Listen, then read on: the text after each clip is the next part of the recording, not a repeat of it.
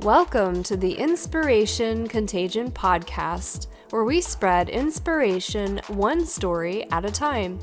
I am your host, Holly Jean Jackson. Each episode spotlights and interviews one transformational leader, their stories, and their advice for how you too can lead yourself and others through inspiration. If you are a visionary seeking to uplevel your leadership skills, then this is the podcast for you. I invite you today to spread inspiration like a contagion. Welcome to the Inspiration Contagion movement. Welcome to episode 18 of the Inspiration Contagion podcast. Today's guest is Debi Silber. Welcome. Thanks so much for having me. Yeah, absolutely. It's great to have you here. So a quick introduction for Debi. Dr. Debi Silber is the founder of the Post-Betrayal Transformation Institute. She's also a holistic psychologist, a health, mindset, and personal development expert. The number one author of the author of the number one best-selling book, The Unshakable Woman: 4 Steps to Rebuilding Your Body, Mind, and Life After a Crisis, and the forthcoming book, Trust Again. Her recent PhD study on how we experience betrayal made 3 groundbreaking discoveries that changes how long it takes to heal. In addition to being on Fox, CBS, The Dr. Oz Show, TEDx twice, and more, she's an award-winning speaker, coach, author dedicated to helping people move past their betrayals, as well as any other blocks preventing them from the health, work, finances, relationships, confidence, and happiness they most want. That is quite the introduction, Debi. Congrats on your success. How about you share a little bit more about your background and what you do for a living? Sure. Well, you don't study something like betrayal unless you have to. So I've been in health, mindset, personal development 28 years. And the business kind of kept morphing and changing as I would change.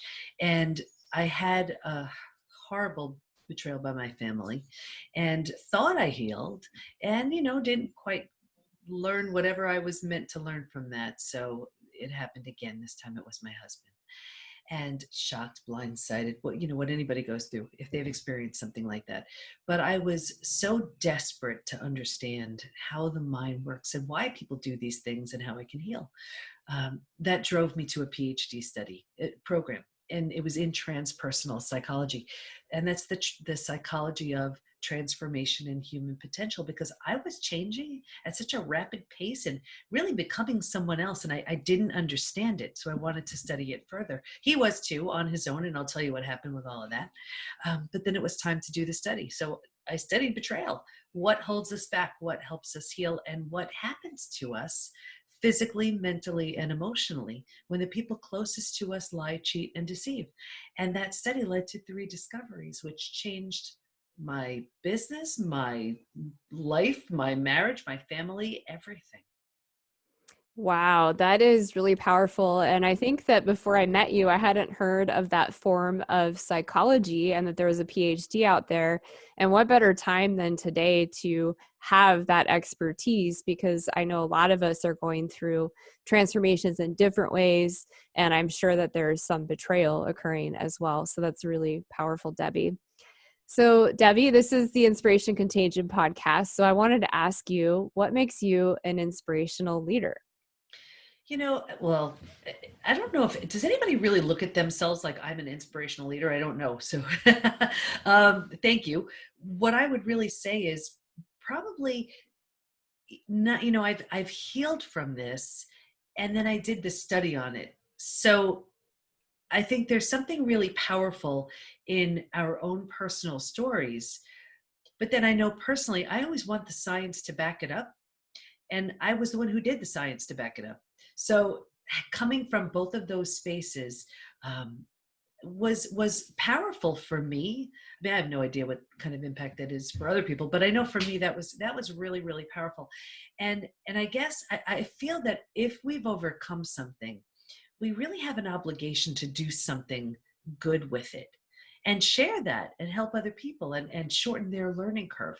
And I swore that if I can heal from this, I'm just going to help as many people as I can with it. So Yeah, I think that so most of the people when they get this question, it's an uncomfortable question to answer, especially if you're truly a transformational leader, because most people that are amazing leaders are relatively humble because they can actually relate to other people.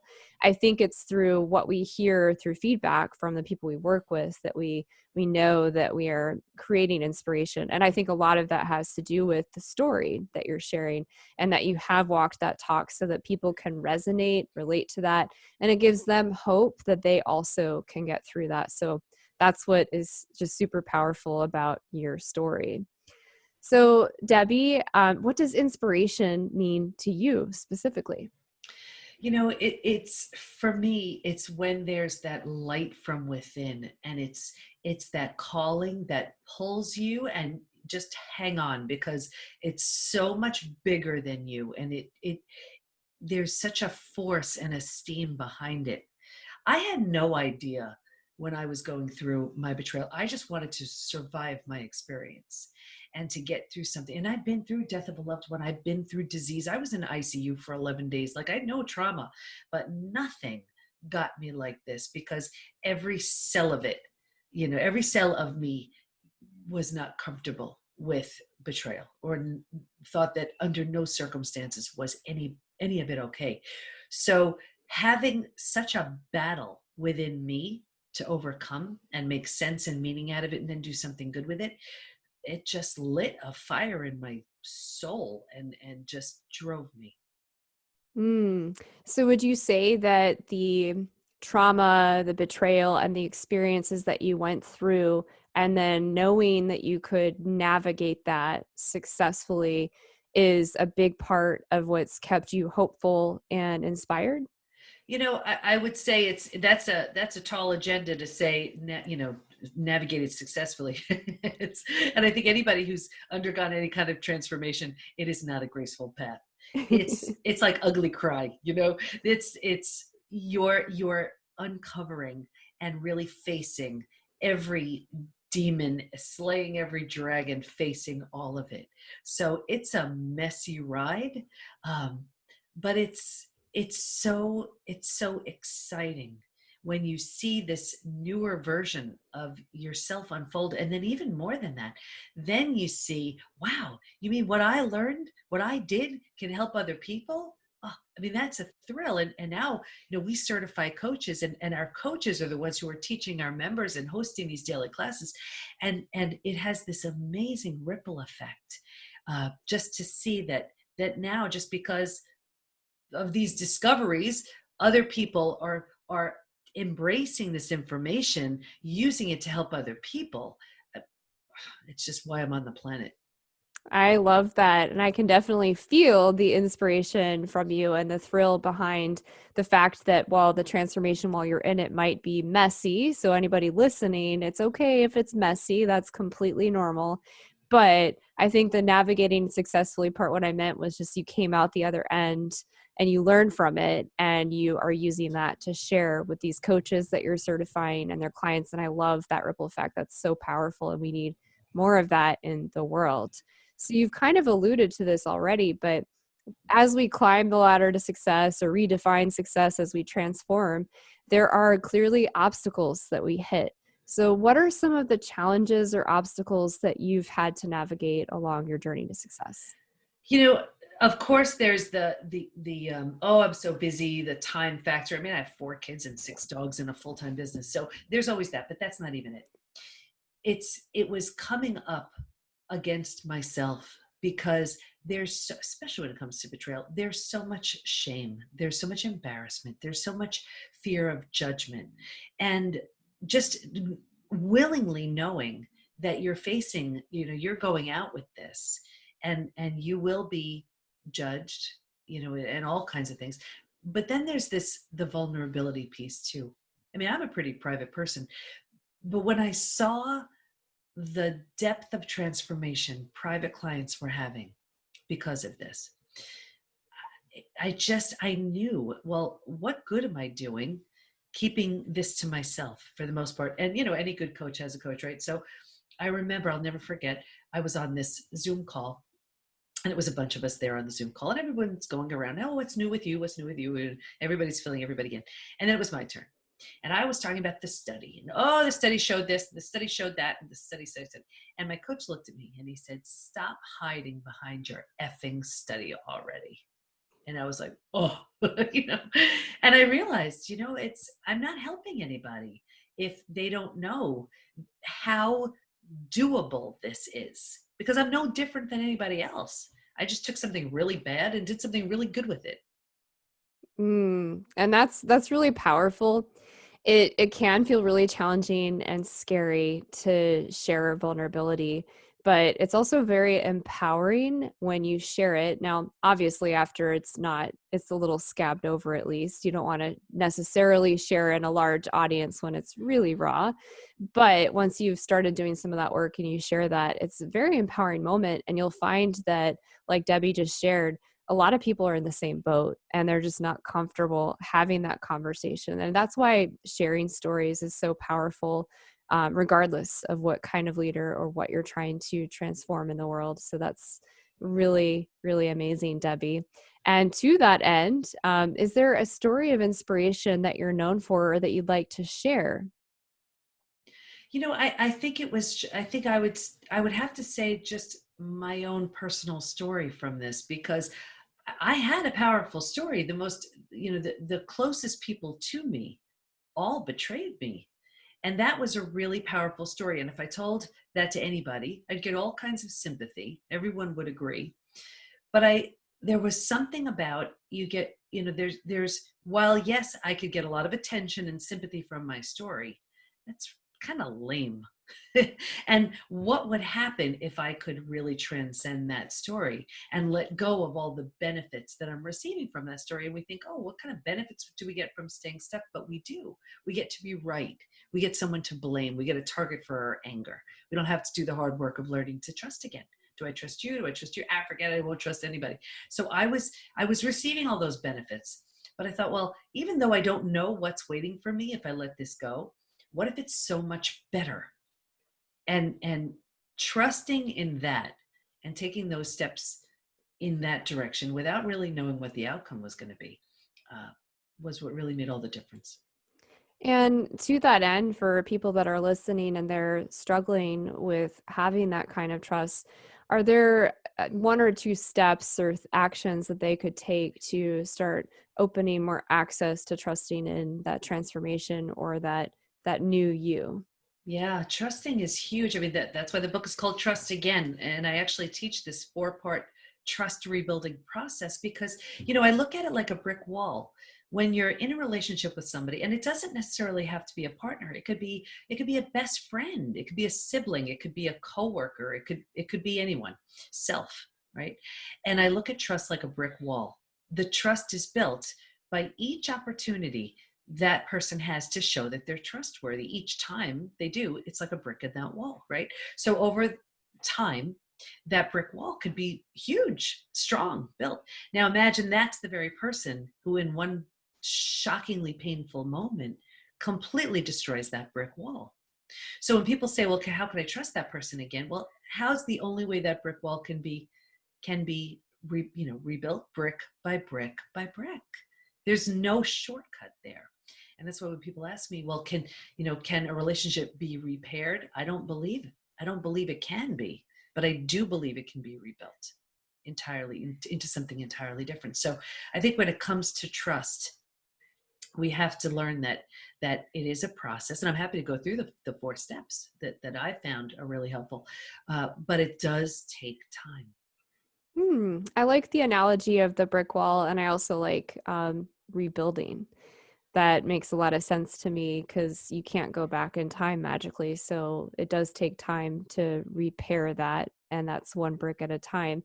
Yeah, I'd love for you to share the 4 steps if you don't mind, Debi. Sure, of course. So with something like betrayal, because this is, it's as if the person we trusted the most just pulled a mask off and showed you who they've really been that we didn't know. And without our intention, without our awareness or consent, they broke these spoken or unspoken rules, right? So it's a shock to the body and mind. And there's a complete breakdown to the worldview. which the worldview is how we view the world. These are the rules. This is how it works. This person's safe. Don't go there, right? That's our worldview. And it's shattered. So the first step when we try to rebuild trust is to rebuild that worldview. And it starts with the most basic aspects of life. And I'm talking like, will the sun rise again? Question it. And go out a few days and say, will the sun rise? I don't know. And then you see that it does. Okay, I can trust in that again. The most basic aspects of life. And you can even feel how it almost it gives you this level of, I can stand on that. The bottom is bottomed out on me, but that serves as a little bit of a foundation. And then once you've done that, you can move to the next step, which is trusting in your highest self, trusting in your intuition. Because what happens is, and I saw this in the study, our intuition really would have served us, but we turned it down. We didn't pay attention to it.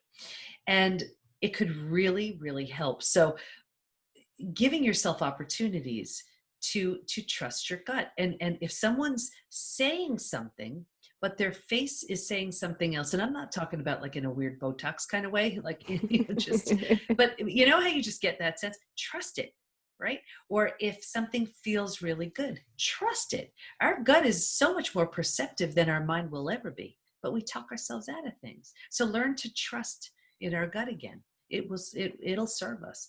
Think about how many times your gut told you something, you did something else and you regretted it. Right? So trust that.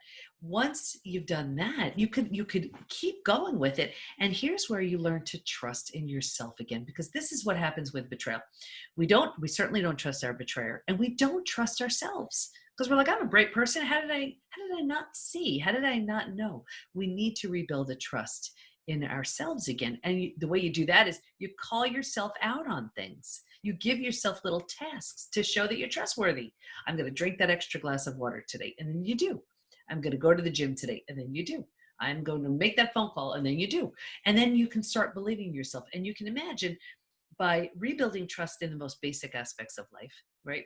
Then by rebuilding your intuition, which I call your BS meter, right? You're rebuilding that level of trust. You trust yourself again. You kind of feel like you have this protection, almost like these invisible bodyguards supporting you, right? And from that space, now you can slowly, carefully, and cautiously start trusting in other people. And when you do, you're giving yourself the opportunity to love again, have deep relationships again, open your heart again. It's like burning yourself on the stove and swearing off cooking. Like, it's just not fair. It's not fair to you. Will you go towards the stove, maybe with a glove on, maybe being more careful? Sure. But you deserve that. I love that. And that also works for business coaching. One of the things I work with my clients on quite a bit is it's not about me telling them what to do because only they really know the answer. So tapping into that intuition on what's right for their business in a way that's aligned to their life priorities.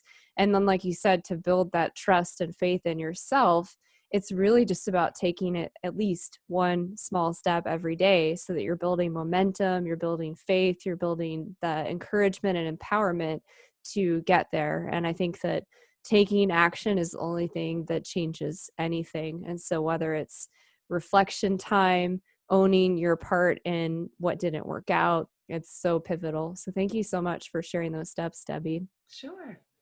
So Debi, when we talked last, you identified as a movement leader. So I'd like to ask you a few questions on that. So can you share with us the movement that you've built and tell us a bit about that? And again, this is uncomfortable. So, and I'm sure you've had other people say the same thing. Regardless of what I'm called, I mean, that's the least of it. What I've created is, it just doesn't exist. When someone's been betrayed, I think they think, okay, let me just maybe find a support group, maybe go to therapy, and let me take some medications because this is just way too painful. And those seem to be the most common options.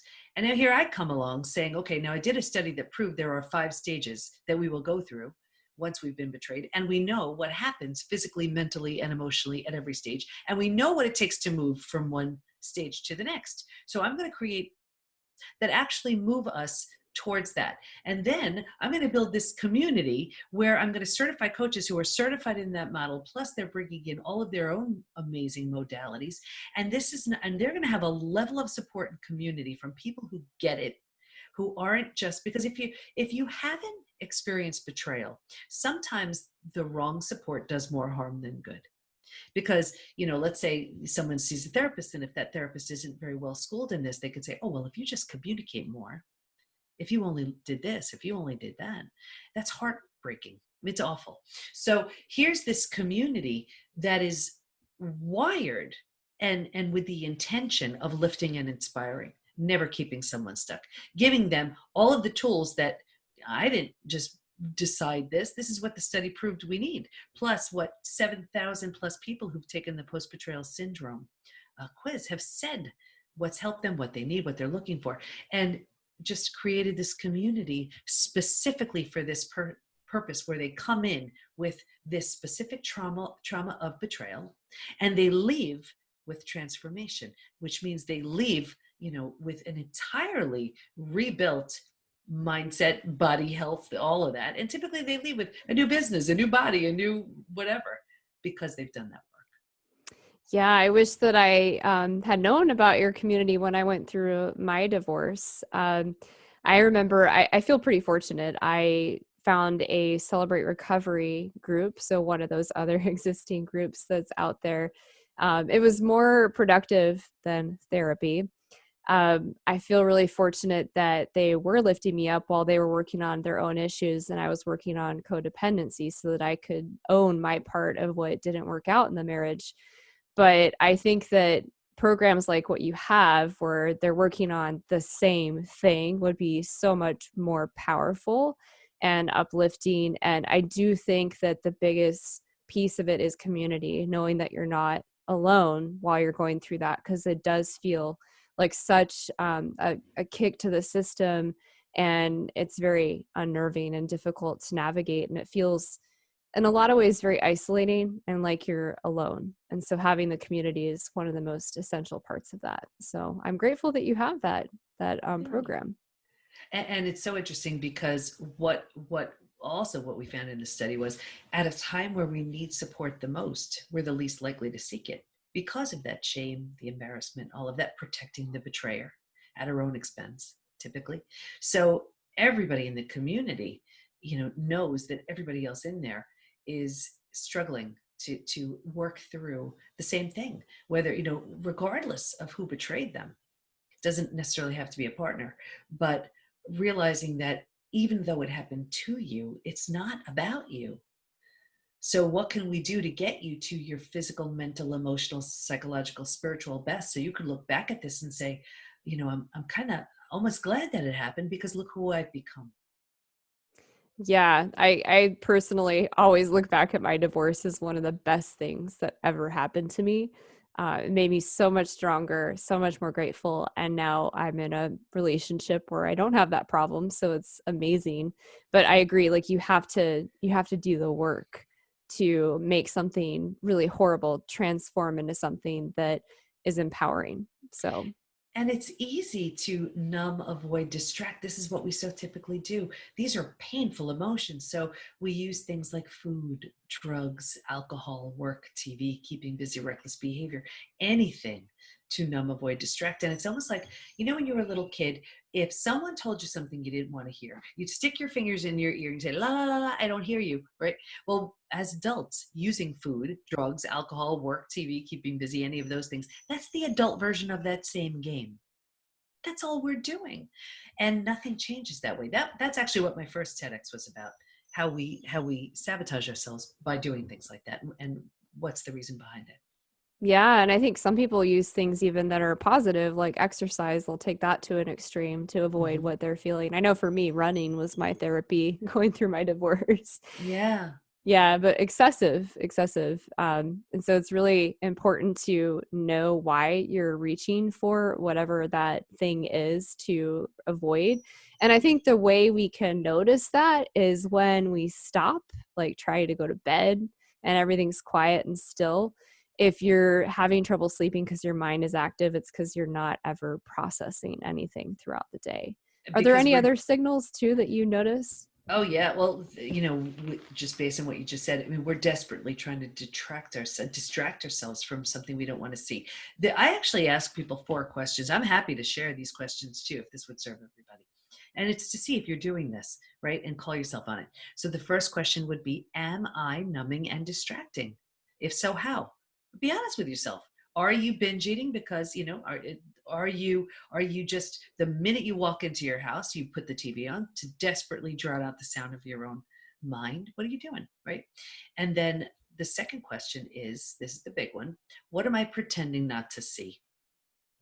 Am I pretending not to see trouble in my relationship? Am I pretending not to see that health issue that needs my attention? Am I pretending not to see that I hate my work? What am I pretending not to see? The third question, what's life going to look like if I keep this going? Play it out. 5 to 10 years. What's life going to look like in 5 to 10 years if I keep ignoring that relationship issue? What's life going to look like in 5 to 10 years if I keep ignoring that health issue? What's life going to look like in 5 to 10 years if I keep ignoring that work issue? And then the fourth question, what could life look like if I changed now? And I'm not saying it's easy, but transformation happens when you tell yourself the truth. Hmm. Yeah, and I know there are people probably watching or listening right now that need to hear those questions. I would encourage you to write those down and take the time to answer them, because that's where it starts. If you can't stop and really listen to yourself, then you're numbing out and you're just sleepwalking through life, and life is short. So listen to Debi's wisdom and those questions so you can start your transformation and get some pain free. So, Debi, what are some of the pillars to building a movement that catches fire? I think it's having uh, something that somebody that people can resonate with, that they can relate to, that they can get behind, that they feel comfortable supporting, that has a bigger purpose, that serves the greater good, that has a function of giving back as well. We have a charity component in our community where the first month of everybody's membership, there's a portion of that goes towards charity. And every month we choose a member to spotlight, just someone who's working really hard. And he or she gets to choose, besides we celebrate them, they get to choose to which charity those profits go. So it's just, when we can believe in something enough to get behind it, when we think that we can serve the greater good because of it, when it solves a problem that has yet to be solved on a bigger level, and it can just it can have a ripple effect with anybody that it touches. I don't know, to me that's a movement. Yeah, so a big part of it is understanding who you're serving, the problem that you're solving, especially if nobody else is solving it. And I believe that Debi definitely has that niche covered, because me going through that, there wasn't really an existing community for that. So that's amazing. And like she said, making sure people are resonating with that and sharing that and building up your community by celebrating them and giving back to charity. I think those are really important pillars to building a movement that works, because the people are part of it. They're part of that process, and it keeps giving back. And giving, as we all know, is very energizing and inspiring. So that's beautiful. I think the most important piece of that too is it's not about me. I think that's the biggest thing. It's about it. It's really about who's being impacted by it. And I remember back in, when I first started business 28 years ago, it was just, the focus was so different. But I think the momentum really grows when I'm thrilled if my coaches are booked with, with seeing members one-on-one, and with teaching classes, and that's beautiful. I don't know, there's something about just what the movement is, not about who's running it. It's who's behind it. Yeah, so it's about the transformation that all the people with this ripple effect are experiencing and their experience of that. And it's not really about you. You Mhm. saw the solution to this problem. And for you as a leader, it's more about making sure those people have access to it so they can get that rewarding transformation. Mhm. That's beautiful. So, Debbie, how do you gain trust, support, and buy in for the coaches you work with and other folks that are part of your movement? I think just first of all, me being out there and spreading awareness so they see, because so often I'll mention betrayal and they're like, oh my gosh, that's what this is. That's what I've been working through forever. And I had no idea. So, and all I've done is put a framework to it. And then when they see that, uh, and then they see that I'm talking about it, the research is there. I've I've done this, and I've done it both ways. I've done it where I healed and moved on from my family. I've healed and rebuilt with my husband.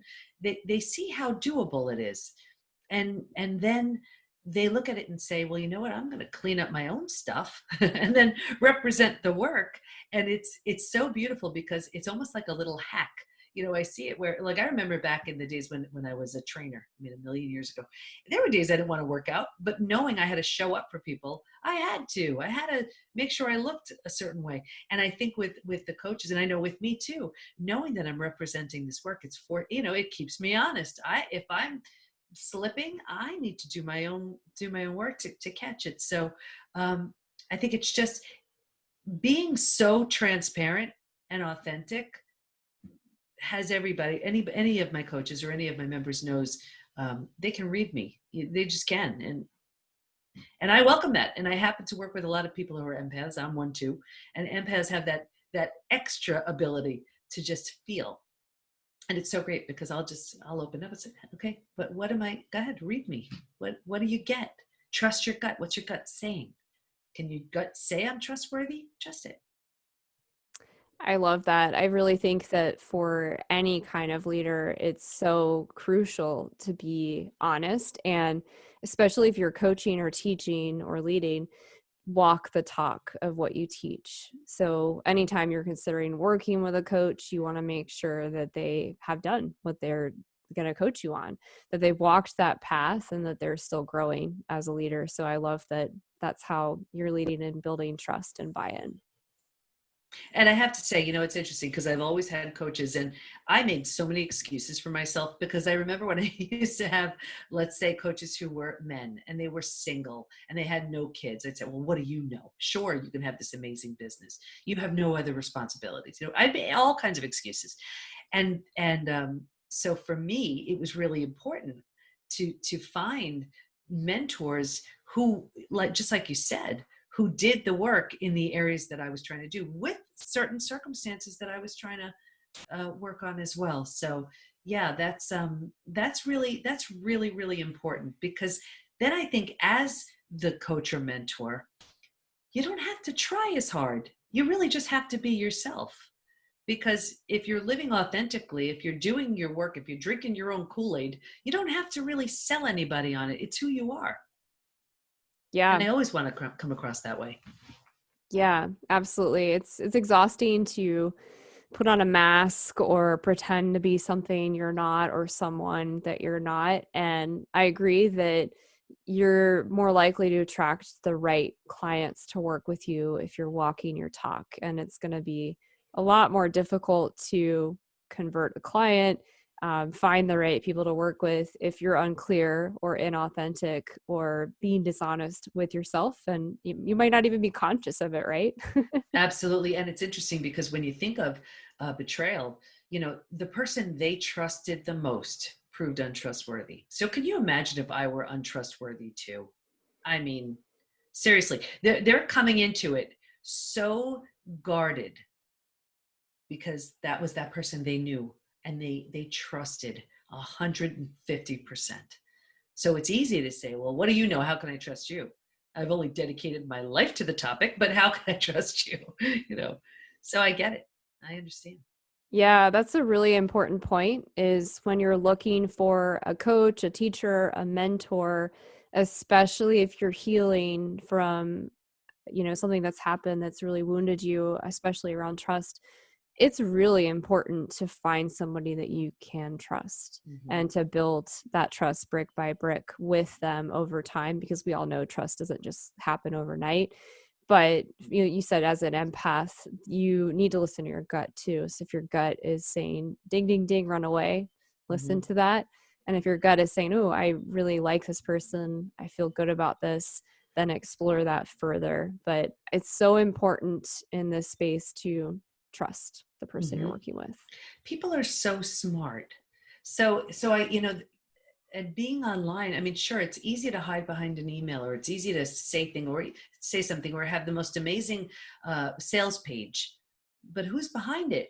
I don't know. I feel like people are just really, really smart about stuff like that. Yeah. Yeah. So listen to your wisdom, like Mhm. Debi is saying, for sure. So Debi, can you share one inspiring story that's tied to the movement you're building? Oh, we have so many stories with our members. I- you know, I can just, the only thing, I just picture all of my coaches and the fear that all of them had with, like, just jumping on board with something that was blue ocean. This didn't exist, and then believing in it enough to go through their certification, to represent this work, to share their work within the community.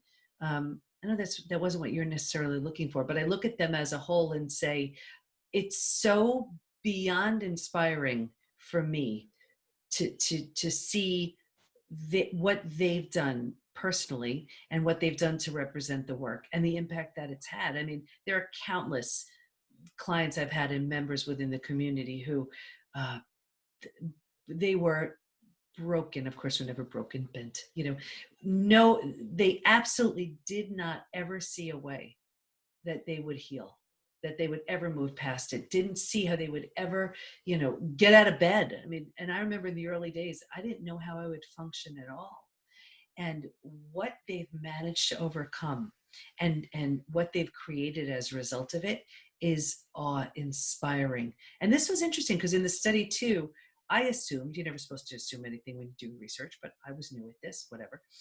But I assumed that the people who were the hardest hit had would grow the least because they had the most to overcome. I was dead wrong. That had nothing to do with it. It was how willing these people were to walk through their trauma, face it head on. And I say it in the community: face it, feel it, heal it. To face it, to feel it, to deal with it, no matter what. They just took off, and it's beautiful to see. Hmm. I love that. That's similar to what I share in a different way. And I believe that on the other side of fear is freedom. So, in facing our fear, whether you call that trauma, betrayal, pain, anxiety, whatever the obstacle is at that moment, when we face it by going through it, there is freedom. When we numb out and avoid it, you're stuck and you can't grow. So, I love that, Debi. And it doesn't go away. You can numb, avoid, distract all you like, but it follows you around like a shadow. It doesn't go away. Yeah, it's like a scab or a wound that never quite heals correctly, and it limits you. It's always Mhm. there consuming some energy. Great. So Debi, we're going to move into the lightning round if you're ready for the Up, challenge. ready. All right. So what's your favorite book? Conversations with God, book one. Changed Oh, my life. I love that book. Yes, finally somebody else who shared that. what net Absolutely changed my life. Yeah. Yeah, it's powerful, and it's kind of, if you do it right, it's a slow read because you kind of Hmm. have to like consume it over time. Yeah. What networking or community group do you love most? Is it bad to say my community? I can't help it. I love them. No, that's great. It should be your community. What's the best piece of advice you could share with others today? uh, as in regards to betrayal, even though it was done to you, it's not about you. And then just a mantra that I've been saying within my community forever, and it's hard now, easy later. Easy now, hard later. Take your pick. It's going to be one of those two. I like that. I like that a lot. I'm gonna have to write that one down. That applies to every area of life. Mm. Yeah, the ebbs and flow, easy, hard later, or hard, Mhm. and then easy. Love it. If you could share one message with the world, what would that be? Don't stop ever. If you are inspired to do something, it's because you're the one to do it. Don't stop. Love that. Yeah, nothing changes unless you take action. So listen to your intuition and run with those things.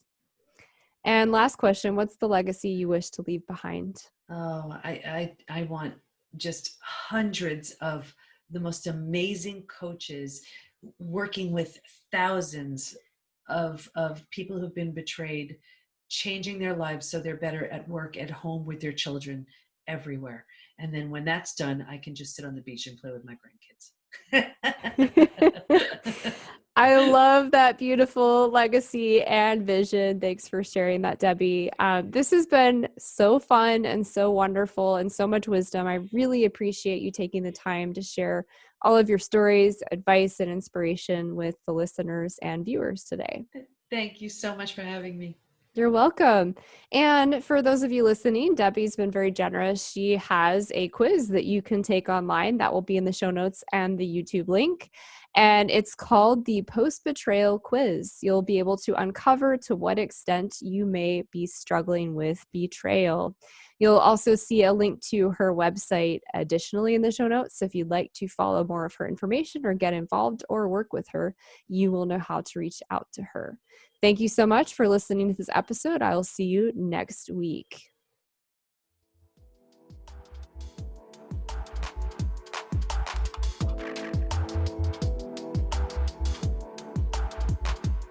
Thank you for joining the show today. I hope you were inspired. More importantly, I hope you take action.